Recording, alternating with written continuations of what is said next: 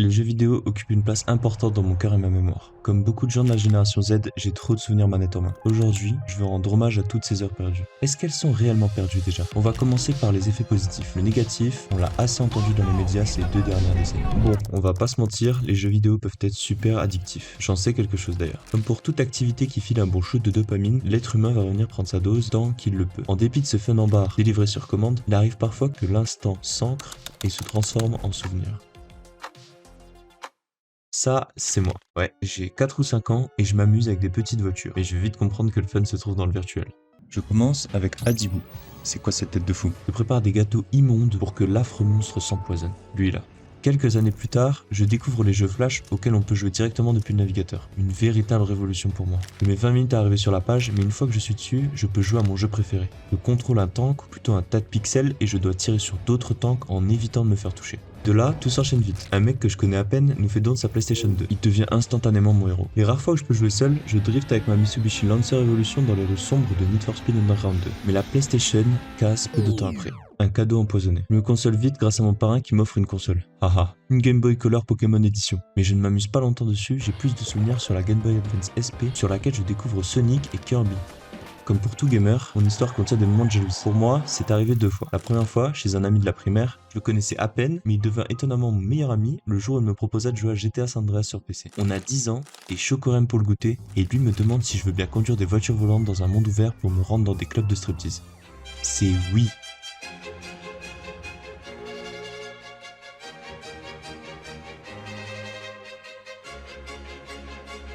Punk used to run with a do damage.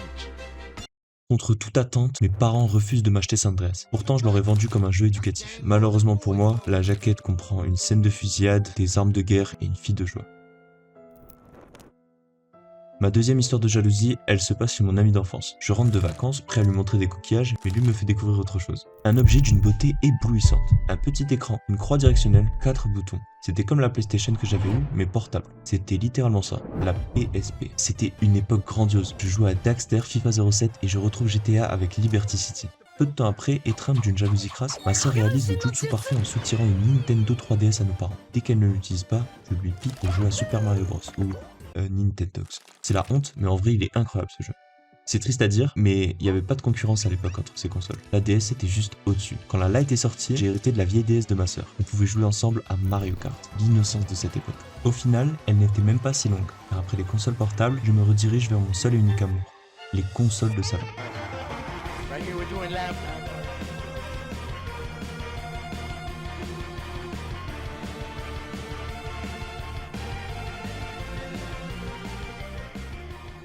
Ce même pote qui m'a fait découvrir la PSP me présente la Xbox 360. Quand j'y repense, ce type était le cauchemar de mes parents. Je rentre de chez lui une fois sur deux avec des idées de cadeaux à 3 chiffres et des nouveaux motifs pour que mes notes chutent. Directement, j'attaque sur du très lourd. Le meilleur jeu de tous les temps et je suis pas ouvert au débat. Call of Duty 4 Modern Warfare. Je découvre le multijoueur sur un écran immense, système Dolby Digital. J'étais subjugué. À ce niveau-là, je ne demandais même plus à jouer, je voulais juste regarder les yeux pleins d'étoiles. Plus ou moins au même moment, mon pote change radicalement de terrain de jeu virtuel et me fait découvrir World of Warcraft, mais je n'accroche pas. D'un jeu de tir à la première personne ultra réaliste, on passait une vue du dessus de petits personnages cartoon qui se jettent des sorts. Ma période Xbox 360 est très longue et je ne compte pas faire durer le plaisir trop longtemps pour ce clip. Il faut quand même que je vous parle de 2 jeux, Halo 3 et Gears of War 2. Désolé les joueurs Play, mais les exclusivités Xbox à cette époque, c'était autre chose. En gros, je sauve l'humanité contre des aliens dans Halo 3 et je sauve l'humanité contre des aliens dans Gears of War 2. Ouais, bon, le pitch est le même, je le réalise maintenant. En vrai, les jeux sont assez différents, mais ils ont quand même un point commun. Ils me marquent tous deux profondément par le charisme de leurs personnages principaux. Marcus et John 117 esquissent dans mon esprit la figure de héros. C'est pas rien pour un petit garçon. Pour ce qui est des jeux de foot, par PES 2006, je passe à côté de tout le reste. Bon, je rentre au collège. Là, c'est du sérieux, on rigole plus. Il faut vraiment que je me concentre sur les études. Mais les licences Call of Duty et Halo briseront cette ambition. Je reste aux grandes dames de mes parents, les fesses vissées dans mon canapé. Parfois, d'autres fesses y sont vissées. Celles de mon pote pour des zombies endiablés et autres 1v1 sur cargaison.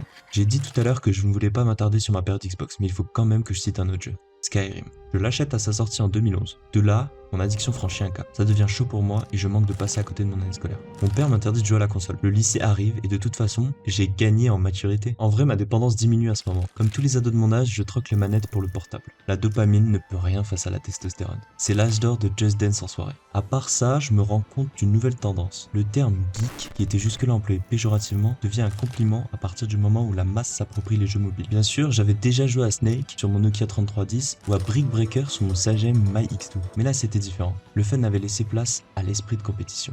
Fallait pas espérer être populaire sans avoir un vrai score à des jeux comme Doodle Jump, Temple Run, Subway Surfers ou encore Flappy Bird. Bon, il faut trouver une fin à ce clip. J'aurais voulu le stopper à la période du lycée, car même si ma carrière de gamer continua sur la Xbox One, on ne peut plus réellement parler de nostalgie en dessous d'une décennie. J'avais donc pour projet de m'arrêter aux jeux sortis en 2014-2015. Ça me permettait d'éviter de mentionner l'époque sombre des jeux .io. Yo tout le monde, c'est Squeezie, aujourd'hui on se retrouve sur agar.io. Mon dieu, on est 9ème.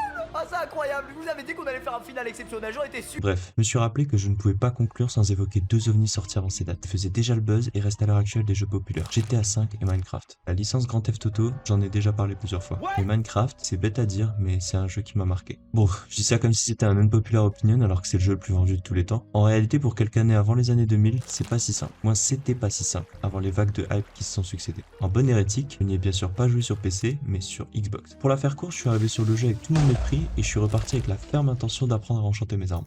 Un des jeux cités a également marqué ton enfance? Dis-le moi en commentaire. Normalement, si vous étiez un enfant dans les années 2000, l'un des jeux cités vous a forcément occupé une centaine d'heures à minima. Par contre, je me rends compte que ce clip va beaucoup plus parler aux hommes qu'aux femmes. Je vais rapidement corriger ça. Les Sims. Voilà. Maintenant, je suis heureux, j'ai pu être relativement exhaustif. Plus sérieusement, j'espère que ce clip vous a inspiré rien d'autre que des souvenirs positifs. Malheureusement, le débat autour des jeux vidéo est souvent polarisé. On aime ou on déteste, mais quoi qu'il arrive, on y est exposé. À partir de ma génération, en tout cas, c'est obligatoire. Faut voir les évolutions qu'on s'est pris. Entre la fin des années 90 et le début des années 2000, deux évolutions majeures se sont produites. D'abord, les consoles passent de 16 à 64 bits. Ça permet d'afficher les premiers graphismes en 3D. Dans la foulée, Internet arrive et amène dans son sillage les premiers jeux en multijoueur, qui ont eu pour effet de transformer radicalement notre rapport au divertissement et à la socialisation. On est en quelque sorte une génération test. Avant d'aller plus loin, je dois avouer que je n'ai aucune connaissance en neurosciences, mais c'est un domaine qui me fascine. Pourquoi je vous raconte ma vie, vous allez me dire? Parce que la vidéo traite en partie de ce sujet. Comprendre comment notre cerveau fonctionne face à des stimuli aussi intenses que les jeux vidéo peut nous en apprendre beaucoup sur nous-mêmes. Au passage, je m'appuie énormément sur la science pour créer du contenu pertinent. Pas sur les journaux qui reprennent la science, mais sur la science. Pour paraphraser Churchill, la méthode scientifique n'est pas la meilleure des méthodes, mais c'est la seule que je connaisse. Ce que je cherche à montrer, c'est que contrairement à ce que les médias relaient souvent, les jeux vidéo peuvent être bien plus qu'une simple source d'amusement ou pire de danger. On va voir ça ensemble, mais d'abord, si tu sais pas quoi faire là tout de suite et que t'as les mains libres, ben abonne-toi. À partir d'un certain seuil d'exposition, les jeux vidéo permettent d'acquérir de réelles compétences. C'est pas moi qui le dis, c'est la science. Je vais prendre l'exemple d'un pote. J'aime pas trop, mais j'ai que lui sous la main. Comme je sais qu'il a une légère addiction au jeu League of Legends, et ce depuis longtemps, je lui ai demandé ce qu'il retirait personnellement de toutes ces heures qu'il a passées sur ce jeu. Alors je sais pas s'il s'est senti attaqué ou si c'est juste un gros passionné, mais il m'a envoyé 2 pages et demie de réponses. Ce qui est intéressant avec un jeu comme LoL, c'est qu'il permet d'illustrer assez bien l'état de la recherche sur les impacts d'une exposition aux jeux vidéo chez les jeunes. Bon, posons le contexte d'abord. Quand je parle de League of Legends, il s'agit plus que de simples batailles en multijoueur. Les joueurs doivent gérer un flot d'informations continue, anticiper les mouvements de l'adversaire, coordonner des actions en équipe tout en prenant des décisions sous pression. Et ça, ça favorise une amélioration des compétences cognitives. Je parle ici de vrais skills, résolution de problèmes, mémoire accrue, flexibilité mentale. Mon pote qui est plongé dans le jeu depuis des années m'a affirmé que chez lui, ça avait impacté directement sa capacité à identifier des patterns ou à prendre des décisions en une fraction de seconde. Bon, peut-être qu'il se la raconte un peu, mais en réalité, ces qualités-là, elles sont hautement recherchées dans l'industrie dans laquelle il travaille aujourd'hui. La recherche classe les impacts positifs des jeux vidéo dans 4 domaines principaux: cognitif, motivationnel,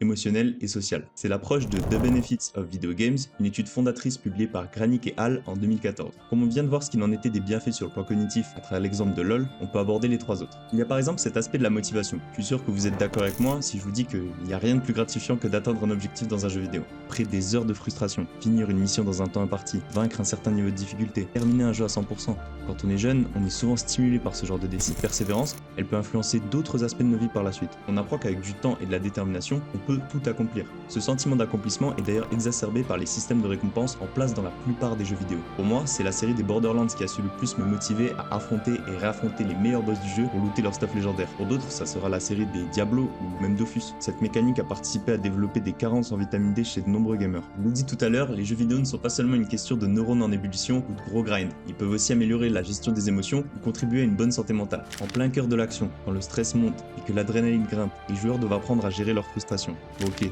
peut-être que là, LoL n'est pas le meilleur exemple, mais quand même, est-ce que vous connaissez ce feeling quand la coordination au sein d'une team est parfaite, où chacun joue son rôle à la perfection? C'est tellement satisfaisant. C'est aussi un antidote à l'anxiété, surtout dans les moments difficiles. J'en connais qui ont survécu au confinement uniquement grâce à leurs heures passées à explorer des univers virtuels. Puis il y a le volet social. Si on met de côté les trolls, on en reparlera peut-être un autre jour, les jeux vidéo sont également des plateformes où de réelles amitiés peuvent se forger. De Fortnite à GTA, en passant par Animal Crossing, ces jeux rassemblent des joueurs du monde entier, créant des communautés soudées autour d'objectifs communs. Dans ces environnements, on apprend à communiquer efficacement, à travailler en équipe et s'il le faut, à gérer des conflits.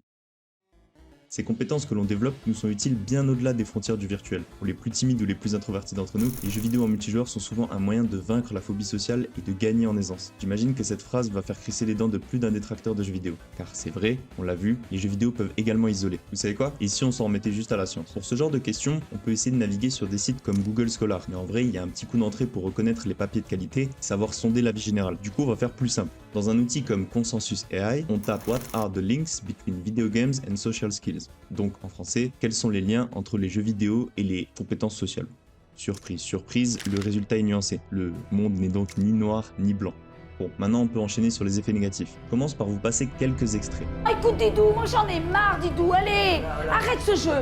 Driss, Allez, ciao. allez, mais arrête. Allez. Oh, mais Didou, ça se fait pas. Non! Putain, il joue encore au lance-bâton.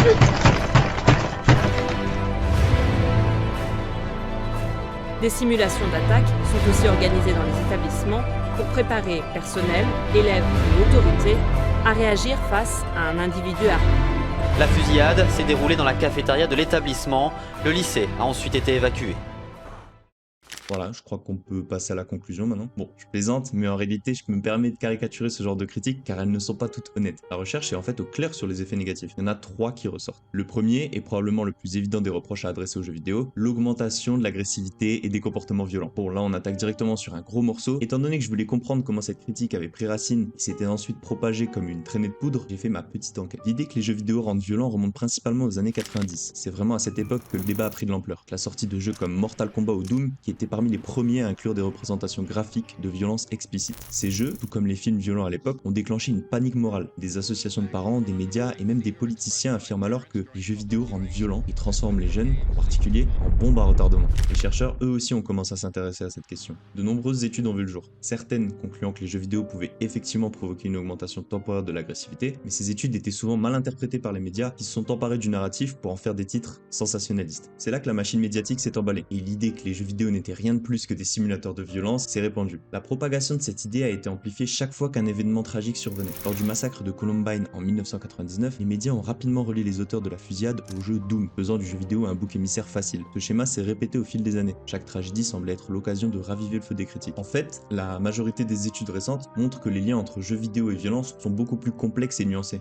La science penche davantage vers les facteurs sociaux et psychologiques pour expliquer les comportements violents que les jeux vidéo en eux-mêmes. Le deuxième problème concerne les troubles de la santé mentale chez les joueurs les plus exposés. Les jeux vidéo, comme toute autre activité intensive, peuvent entraîner une forme d'addiction. Ce phénomène, souvent appelé gaming disorder, a même été reconnu officiellement comme un trouble en 2018. Ça se manifeste par une perte de contrôle sur le temps passé à jouer aux jeux vidéo, au point où la vie quotidienne est impactée. Relations sociales, sommeil, études ou travail. Quand j'étais plus jeune, les gens touchés par ce problème, on les appelait des no-life. À dire, le sujet de la santé mentale a quand même bien évolué. Pour la petite minorité de personnes chez qui les jeux vidéo ont eu un véritable impact sur la santé mentale, le problème résidait souvent dans des facteurs individuels. Dans de rares cas, le problème pouvait aussi provenir de l'éditeur de jeux vidéo lui-même, proposant sur le marché des jeux vidéo ou plutôt des menaces pour la santé mentale. Par exemple, c'est cette préoccupation pour la santé mentale qui a poussé le créateur indépendant de Flappy Bird à retirer son jeu des stores en 2014. À ce sujet, je vous conseille la vidéo de Hardist qui parle en détail de cette histoire, c'est vraiment passionnant. Bien loin d'exploiter de quelconque mécanisme psychologique, Flappy Bird avait comme simple tort d'être à la fois frustrant et simple, alors qu'en parallèle, certains jeux comme Candy Crush Saga étaient spécifiquement conçus pour capter l'attention des joueurs en exploitant des mécanismes psychologiques de récompense. Ces systèmes de gratification constante qu'on retrouve dans les jeux free-to-play ou les jeux mobiles peuvent entraîner une surexposition malsaine. Le joueur reçoit régulièrement des petites récompenses qui l'incitent à revenir jouer encore et encore. Le dernier problème, les jeux vidéo et la performance académique. Bon, vous l'avez vu dans le clip Nostalgie, je suis peut-être pas le meilleur pour en parler, je vais juste me taire parce que je suis loin d'aider la cause. Vous l'avez sûrement remarqué, j'ai accordé un développement bien plus important aux effets positifs que négatifs. Pour rester crédible, c'est le genre de choses que je dois assumer. Mais je vais même en rajouter. Chaque aspect positif que j'ai décrit peut être tourné en négatif.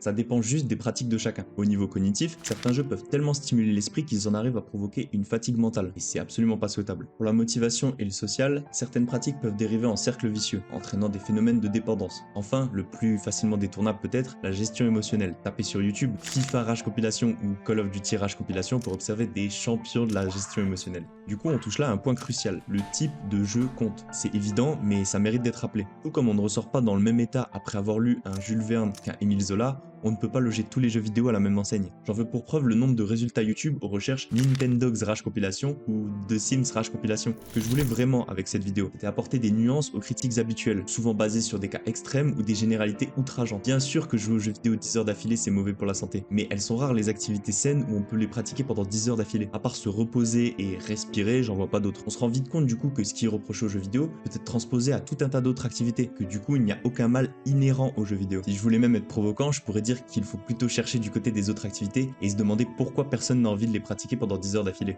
De toute l'histoire de l'humanité, y a-t-il déjà eu une activité passive aussi divertissante que celle de jouer aux jeux vidéo ? Voilà, cette vidéo touche maintenant à sa fin. J'espère que vous aurez pu ressentir ma passion pour les jeux vidéo et cette nostalgie pour ce parcours qu'on a tous plus ou moins eu. Je pense que cette vidéo contient plusieurs formulations qui prêtent à débattre, donc j'attends vos commentaires avec impatience. Abonnez-vous, je vais continuer à parler de sujets de société et plus particulièrement de jeux vidéo avec du contenu le plus correctement argumenté possible. Avant de finir, j'ai un pote qui est graphic designer et qui a accepté de me donner un coup de pouce pour ma première vidéo. J'ai mis un formulaire en description, les 30 premières personnes qui le remplissent auront droit à un wallpaper en hommage à leur figure de jeu vidéo préférée.